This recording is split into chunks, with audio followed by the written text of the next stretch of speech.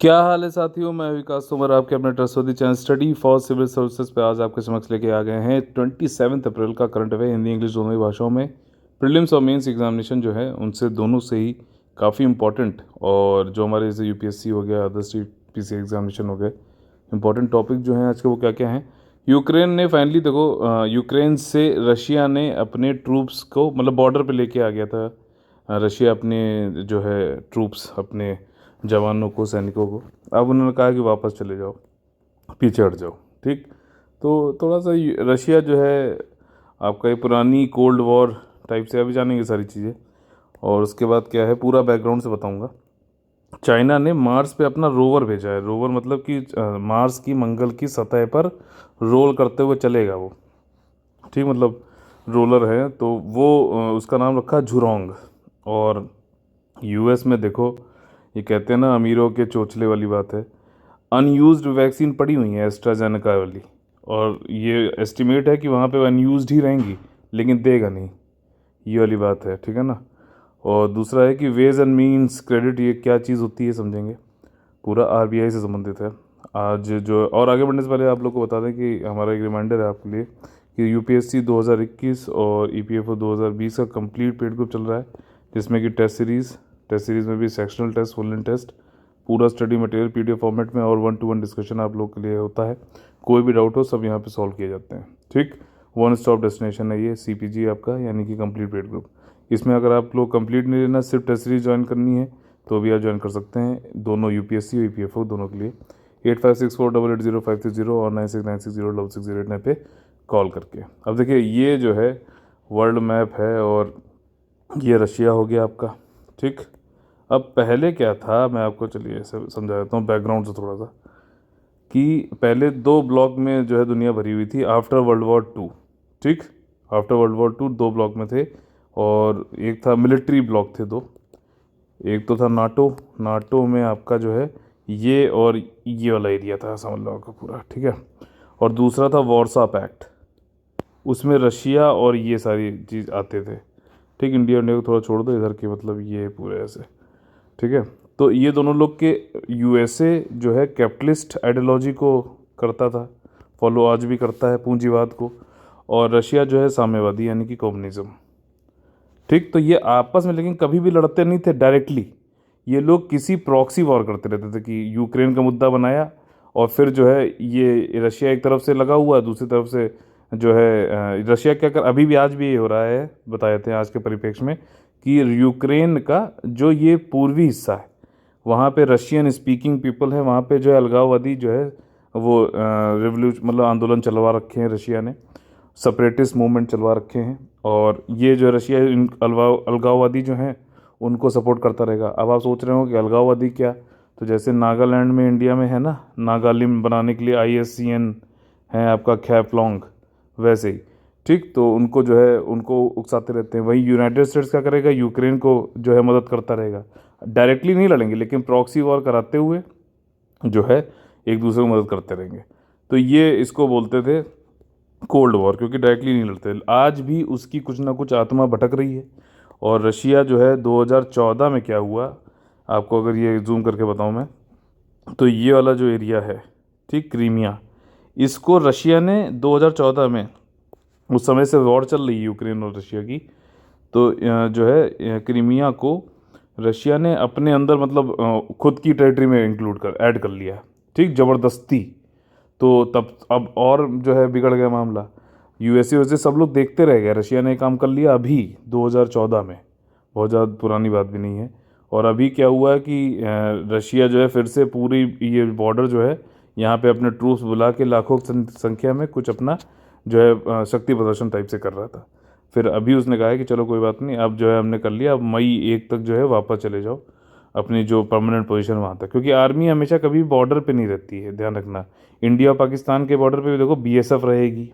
ठीक, तो ये पैरामिलिट्री फोर्स में आती है, आर्मी नहीं रहती है जस्ट बॉर्डर पे। आर्मी बॉर्डर पे रहने पे तनाव की स्थिति बनी रहती है, समझ रहे हो। तो ये सब चीज़ें जो है डिफेंस के मुद्दे हैं, इनको थोड़ा सा आपको समझना पड़ेगा मेंस की जब यूपीएससी की तैयारी करोगे आप। और वैसे भी आप रोज़ अगर न्यूज़पेपर करंट अफेयर हमारे साथ ज्वाइन कर रहे हैं तो कोई दिक्कत नहीं होगी। रशिया ने बोल दिया है कि अब यूक्रेनियन से और वेस्टर्न जो पश्चिमी देशों जो थे उनकी चिंता बनी हुई थी, अब वापस अपने स्थायी ठिकानों पे भेज दिया है। ठीक, रशियन डिफेंस मिनिस्टर ने बात बोली है, 1 मई तक वापस जाना है।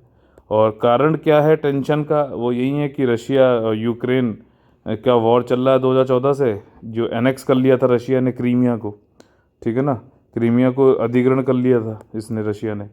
और अभी ये देखा जाए तो जो है रशियन फेडरेशन और यूक्रेन के बीच में रिलेशनशिप अच्छी नहीं चल रही है। अगर पहले अगर पुराना हिस्टोरिकल अगर हम देखें इतिहास में, तो रशिया अलग था, वर्ल्ड वॉर अलग था, वर्ल्ड वॉर 1 के टाइम पे रशिया यूक्रेन अलग अलग थे।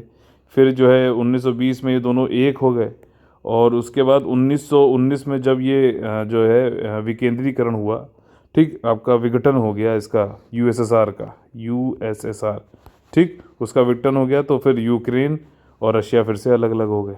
ठीक है, ये चीज़ बता रहा है। अच्छा, ये जो था आपका यूएसएसआर का जो विघटन हुआ, डिसइंटीग्रेशन हुआ, उससे 2 वर्ड्स बहुत इंपॉर्टेंट जो है इंक्लूडेड हैं, ग्लासनोस्ट और प्रेस्टोरिका। क्या कोई ये बता सकता है कि ये किससे संबंधित है, क्या मतलब है इनका? ये रशियन वर्ड्स हैं और ये किससे संबंधित हैं, प्रेस्टोरिका और ग्लासनोस्ट। ठीक, रशिया, ये रिलेशनशिप है दोनों कंट्रीज़ के बीच में, यानी कि यूक्रेन और रशिया के बीच में काफ़ी, जब से क्रीमिया का अधिग्रहण किया यूएसए ने, रशिया ने किया है, तब से बड़ी दिक्कत चल रही है। और रशिया क्या करता है कि जो अलगाववादी फाइटर्स हैं दोनेत्स्क और लुहांस्क में, उनको सपोर्ट करता रहता है। उधर से यूक्रेन जो है यूएसए सपोर्ट मान के उनको सब अपना बचाता रहा। भाई कोई भी कंट्री थोड़ा ना चाहेगा कि उसका जो हिस्सा है धीरे धीरे कोई और लेता चला जाए।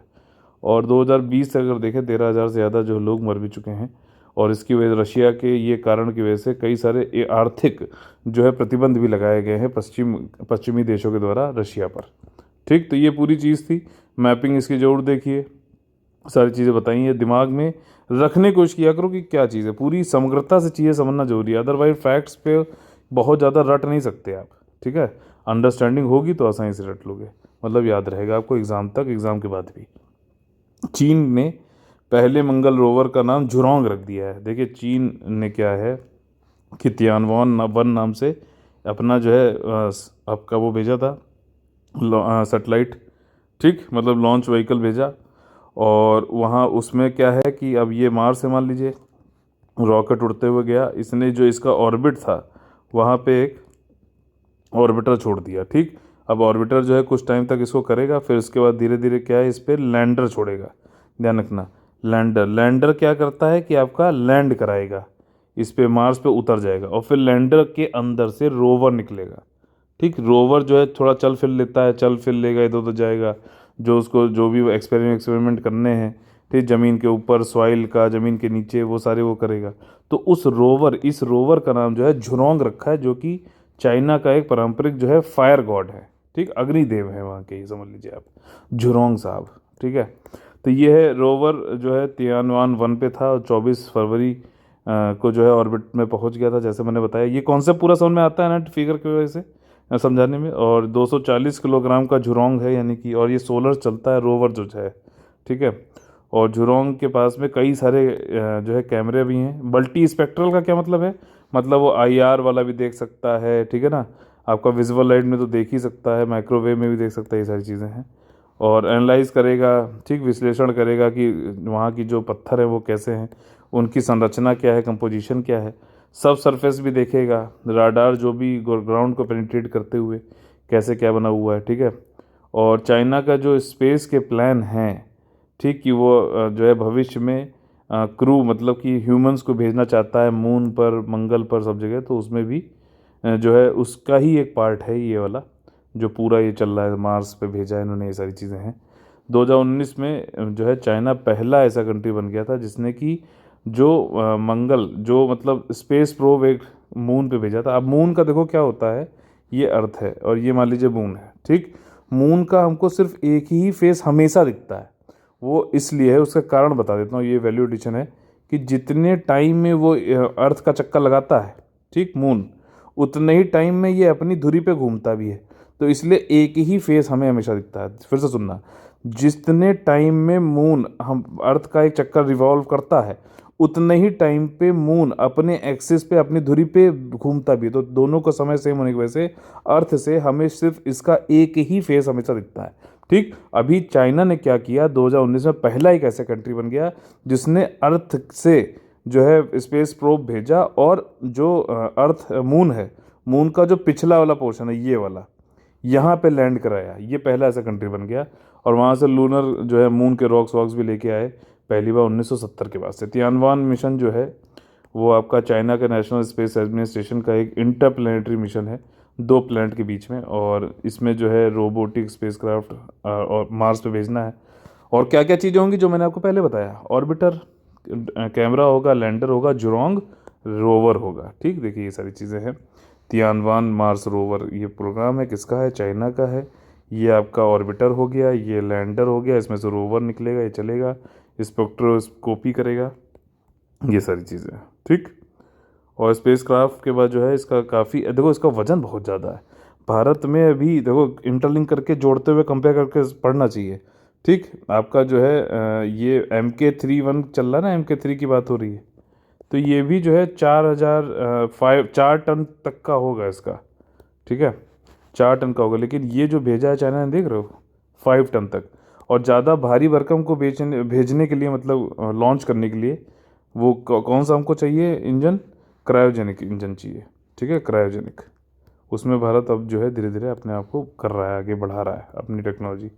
तो 5 टन का इसने स्पेसक्राफ्ट भेजा था, काफ़ी हैवी है, बहुत ज़्यादा भारी भारी है, भरकम है। और इसमें 13 साइंटिफिक इंस्ट्रूमेंट्स हैं। और जो है वेंचांग स्पेसक्राफ्ट लॉन्च किया गया था आपका 23 जुलाई 2020 में।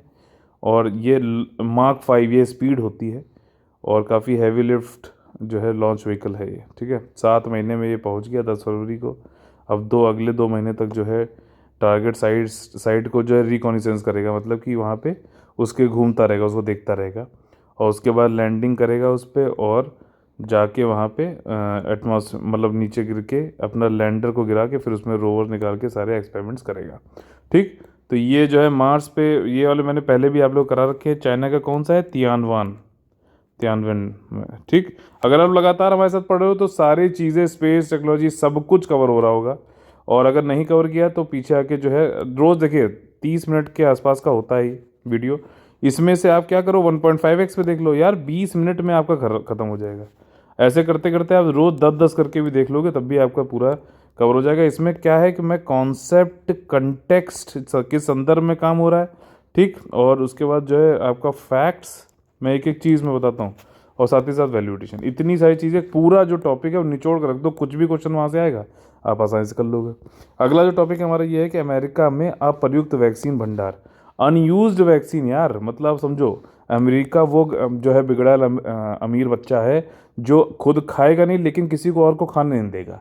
ठीक, तो वैक्सीन इसने ले ली, रख ली एस्ट्राजेनेका की, और ये देखा जा रहा है कि वहाँ पे लगवा रहा है फाइज़र की वैक्सीन। ठीक, फाइज़र में जो है उसको काफ़ी निचले टेम्परेचर रखना पड़ता है, इसलिए इसके लॉजिस्टिक्स और ट्रांसपोर्टेशन कॉस्ट बहुत ज़्यादा है, सस्टेनेबल भी नहीं है, इसलिए विकासशील देश जैसे हमारे यहाँ एक वहाँ पे नहीं दे रहा है। हालांकि फाइज़र भारत में लाएगा, 9 प्रॉफिट पर लाएगा, तो काफ़ी सस्ती होने वाली है। लेकिन जैसे इंडिया में क्या लग रही है, एस्ट्राजेनेका ऑक्सफोर्ड वाली कोविशील्ड जो है इसी की रेप्लिका है। कोविशील्ड जो है वो जो सीरम इंस्टीट्यूट ऑफ इंडिया है उसने कोई वैक्सीन खुद से नहीं बनाई है, एस्ट्राजेनेका ने वैक्सीन बनाई, इसकी कॉपियाँ बना रहा है सीरम इंस्टीट्यूट ऑफ इंडिया। ठीक, कोवैक्सीन जो दूसरी वाली है जिसको भारत बायोटेक ने बनाया, वो भारत की अपनी स्वदेशी वैक्सीन है, समझना बात। ठीक, तो और एस्ट्राजेनेका जो है उसको मतलब कम टेम्परेचर पे बहुत ज़्यादा की ज़रूरत नहीं है, आसानी से आप उसको रख सकते हो। तो ये वाली वैक्सीन बहुत ज़्यादा यूएसए के पास है यार, लेकिन उसका यूज़ भी नहीं करेगा वो, ये रिपोर्ट पक्की है, लेकिन वो दे भी नहीं रहा है। तो ये वही चीज़ है ना खुद खाएंगे ना खाने देंगे, हमारा तो पेट भरा लेकिन हम किसी और का पेट नहीं भरने देंगे। तो ये चीज़ें यूएस ने को कहा गया है कि इंडिया को रॉ मटेरियल नहीं दे रहा था, ठीक है ना। अभी तो यूएसए, जब इंडिया ने थोड़ी बहुत प्रेशर बनाया तो यूएसए अब राजी हो गया है कि जो कच्चा माल है वैक्सीन बनाने के लिए कोविड की, उसके लिए कच्चा माल हम आपको अर्जेंट बेसिस पे हम भेजेंगे, हम आपको जो है वेंटिलेटर भेजेंगे, हम आपको ऑक्सीजन भी भेजेंगे, हम सब कुछ देंगे अब। ठीक, दिमाग थोड़े से सही हुए हैं, लेकिन उसने यूएसए ने ये दिखा दिया, समझो यूएसए देता, वैसे भी मैं आपको बता दूं यूएसए देता भारत को, लेकिन उसका पहली बार में मना करना ये चीज़ दर्शाता है कि don't take us for granted. ठीक है ना, यूएसए ने कहा है कि हमें ग्रांटेड मत लेना, हम ट्रम्पू नहीं हैं जो हमें चंपू बना लोगे। हम अपने हिसाब से काम करेंगे, तुम्हारी बात पे हम हाँ भर दे ये कोई जरूरी नहीं है। ठीक, तो ये वैसे भी आपको भी रियल लाइफ में करना चाहिए। कोई आपसे कोई कहे तो एक बार उसको ना बोलो फिर हाँ बोलो, ये ज़रूरी है। कोई आपको पढ़ने नहीं दे रहा उसको ना बोलो यार, ना बोलने की भी वो होनी चाहिए। ठीक है, मतलब हिम्मत होनी चाहिए, नहीं तो लोग आपको टेक इट फॉर ग्रांटेड लेंगे, कभी कहेंगे अरे चल यार क्या करेगा, छोड़, पढ़ेगा क्यों। ये सब वो लोग तो अपना पढ़ के आ गए, तो आपको नहीं पढ़ने देना है, समझना इस बात को। प्रमुख बिंदु इसमें यहाँ पे यही है कि देखिए अभी कोविड चल रहा है, कई सारी कैंपेन चली। यूएस को ये कहा गया कि जो है वो भी वैक्सीन इक्वालिटी पे विश्वास, मतलब सबको वैक्सीन मिले, ये वाली बात है।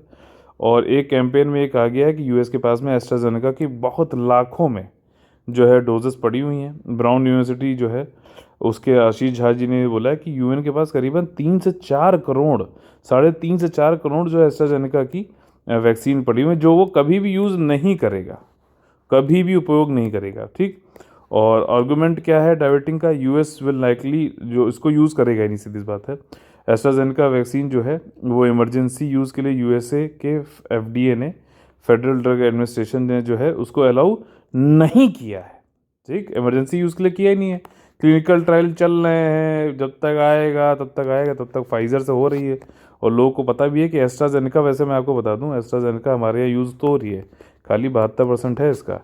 मैं तो ये कहूँगा अब कोई और था नहीं, अब तो भारत ने 6 और कर दी हैं, फॉरेन वाली भी।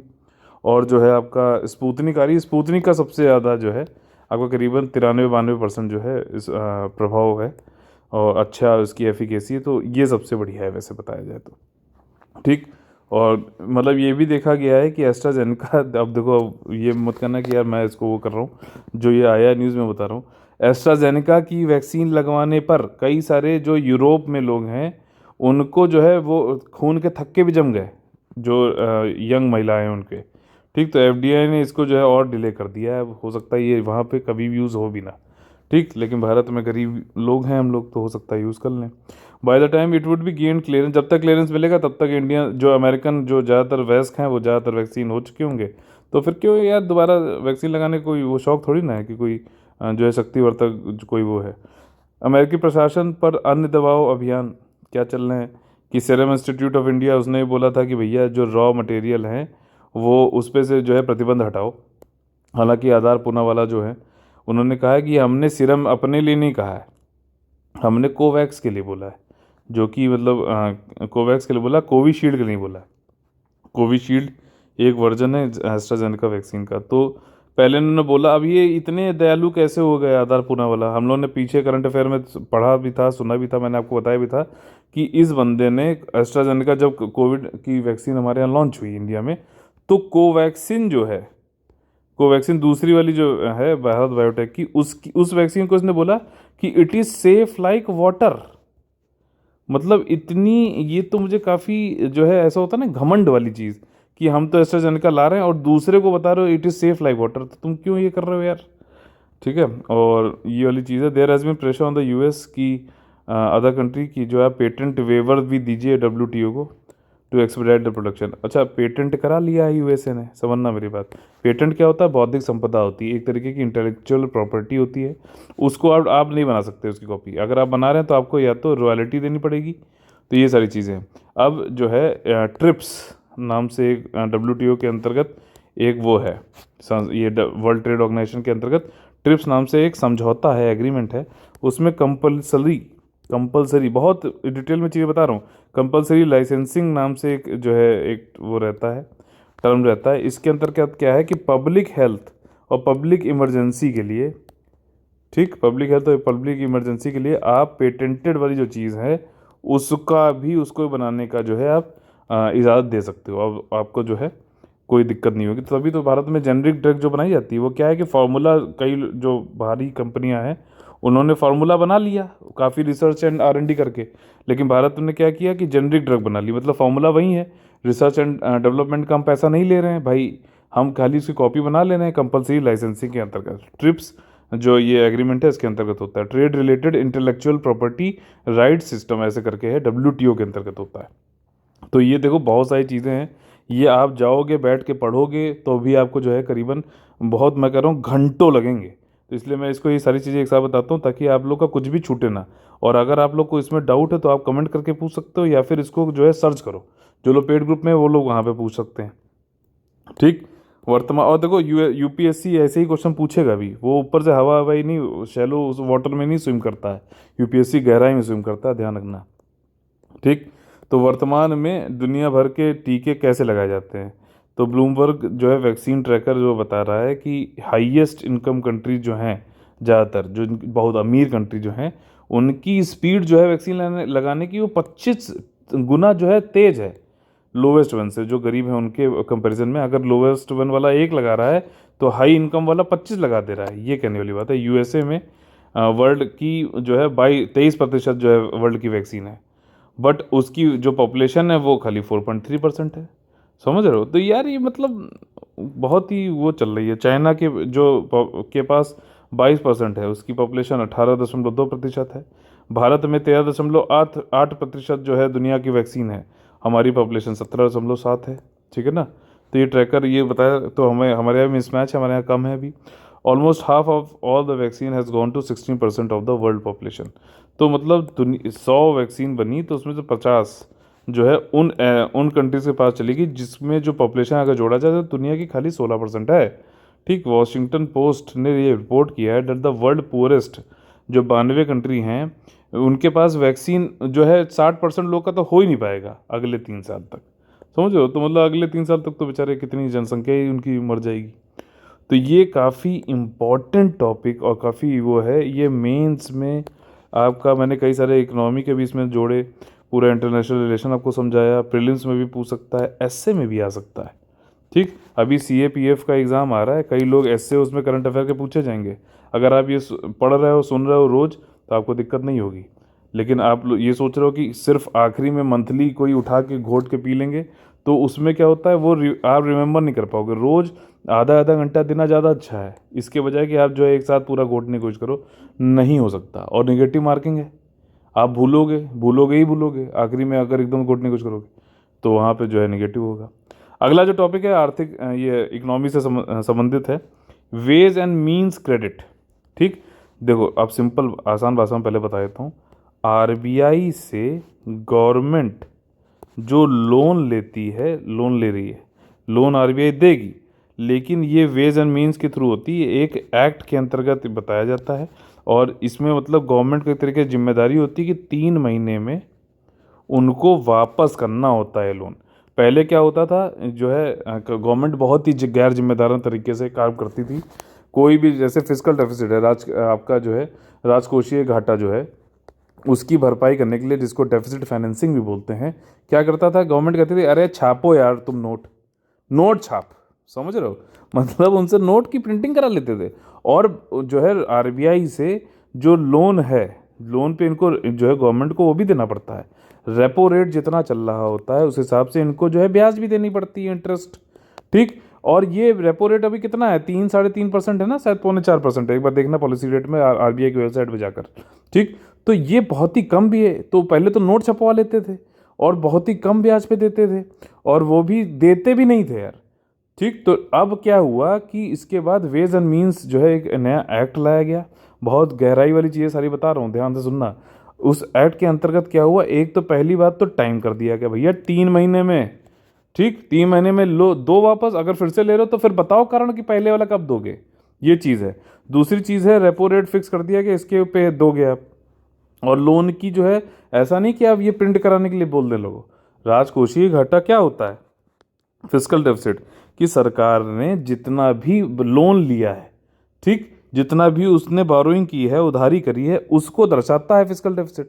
यही तो है ना मूल भाषा में, अगर मूल अर्थ इसका समझें तो उसको तुम्हारे अपनी जो है, तुम ज़्यादा एक्सपेंडिचर खर्चा कर रहे हो और तुमको जवाब दे ही भी नहीं चाहते हो, कोई कभी देते भी नहीं हो, कम ब्याज भी दे रहे हो और नोट भी छपा रहे हो। ये सब जो होता है ना, मनमानी तरीके से अर्थव्यवस्था नहीं चलती है।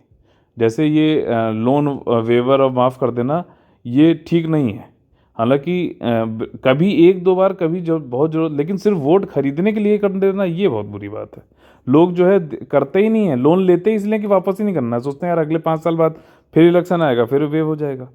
तो ये सारी चीज़ें वेज एंड मीन समझ में आ गया ना। अगर समझ में आया तो प्लीज़ लाइक शेयर सब्सक्राइब जरूर करिए। काफ़ी मेहनत करके एक एक चीज़ मैं आपको यहाँ पर समझाता हूँ।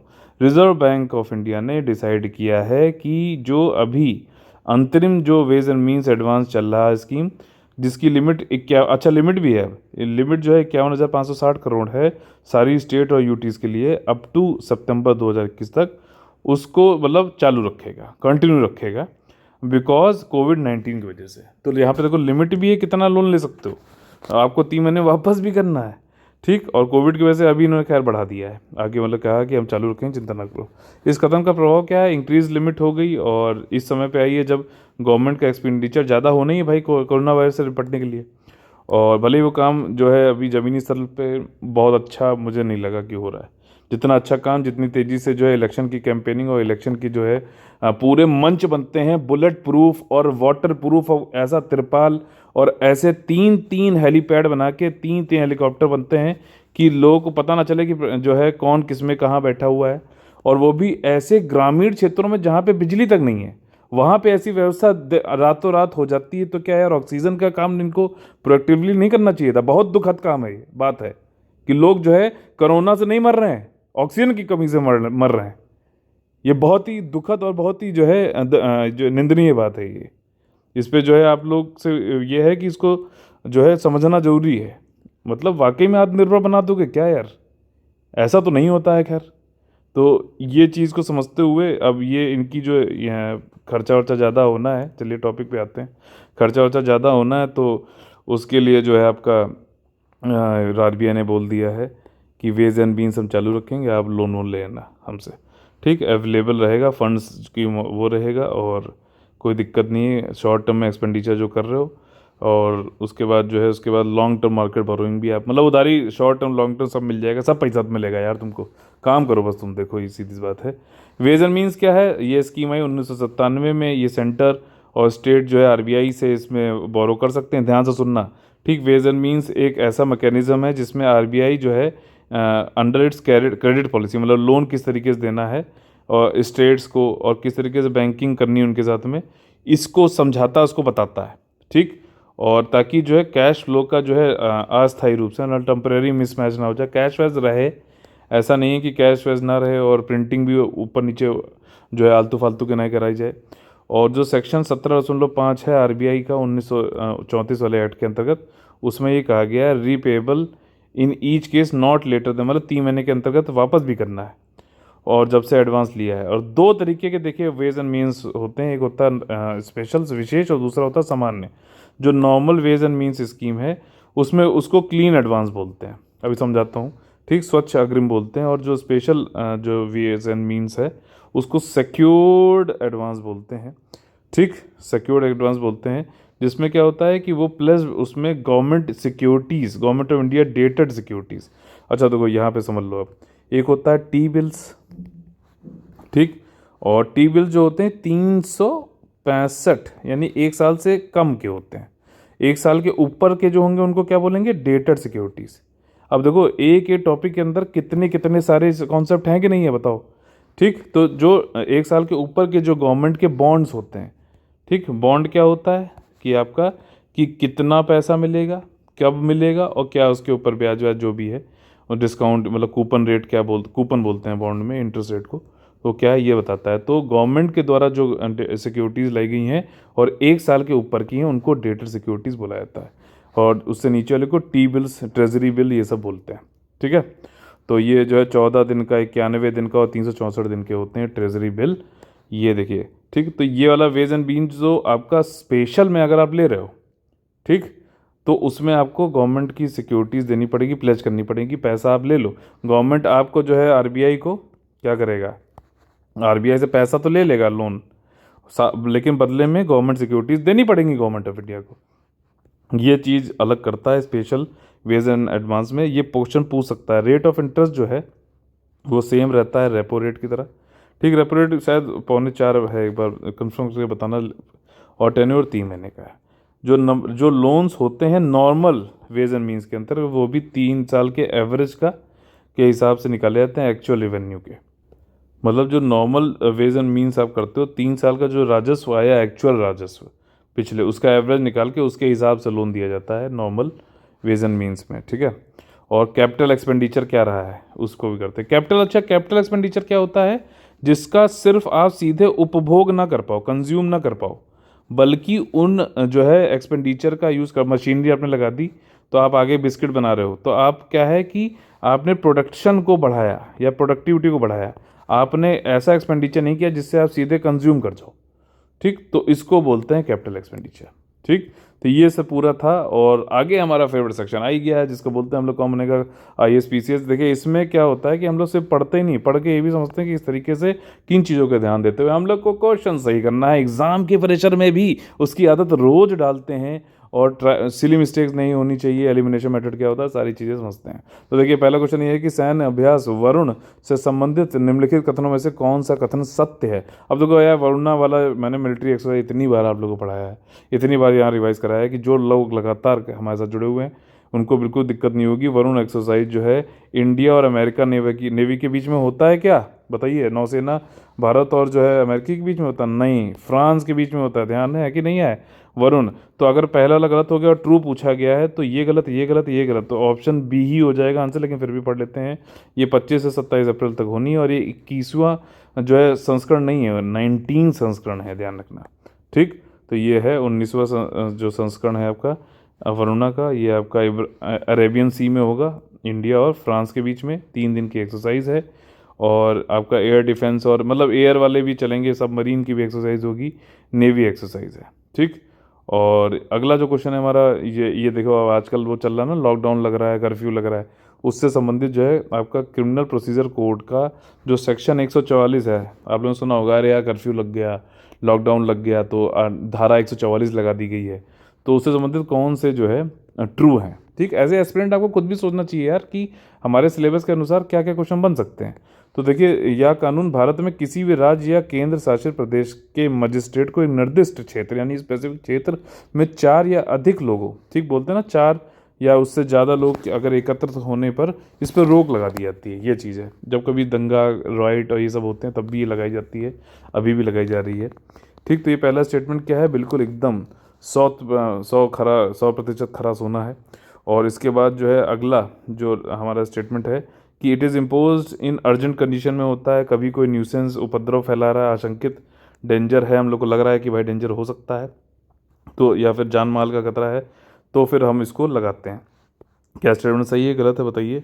और अभी जो है धारा 144 code of criminal procedure of 1973 की जो लगाई गई है कानपुर में, जो है कोविड केसेस बढ़ गए हैं उसकी वजह से। तो देखिए यहाँ पे ये कानपुर वाला स्टेटमेंट गलत है और आगे अगर आप लोग पढ़ोगे तो हो सकता है और भी जगह लगेगा, जगह मतलब ये 2 स्टेटमेंट जरूरी हैं, दोनों सही हैं और तीसरा वाला गलत है, तीसरे वाले की जगह, तो इसलिए सी ऑप्शन यहाँ पे हो जाएगा।